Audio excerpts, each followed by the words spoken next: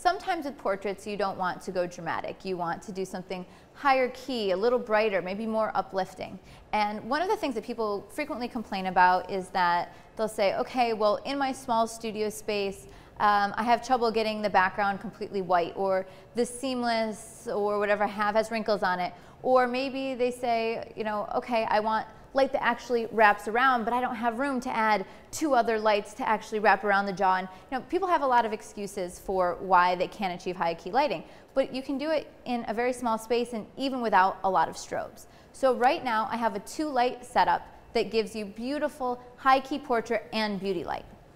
So if you look here, what I've actually done is I've taken the 100-inch softbox and put it behind her.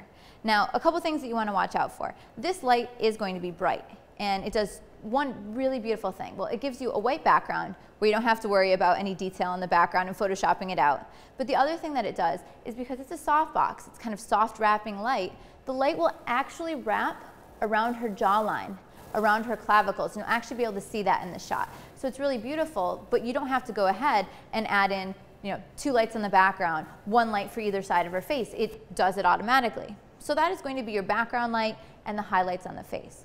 But then of course you need to illuminate her face, and so that's why we've used our beauty dish.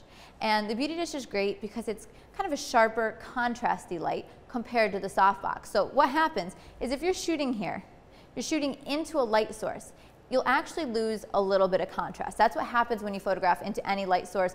On location photographing in the sun, you lose a little bit of contrast. So we've used a more contrasty light to illuminate her face, and it's going to give you a really bright high key look.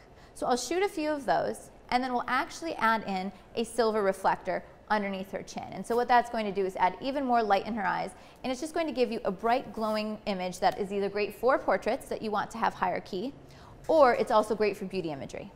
So let's take a few shots like this. There we go. I'm gonna have you turn your body a little bit more that way. Good. And do one with your head straight onto me. Beautiful. Good, chin up. And now do one smile. Perfect.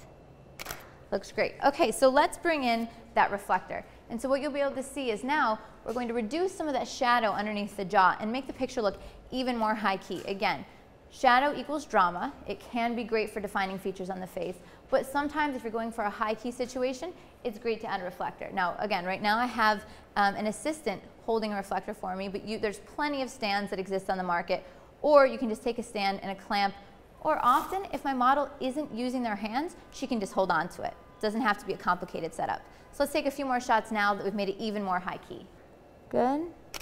Perfect. And then do one more facing me straight on. Great, just like that.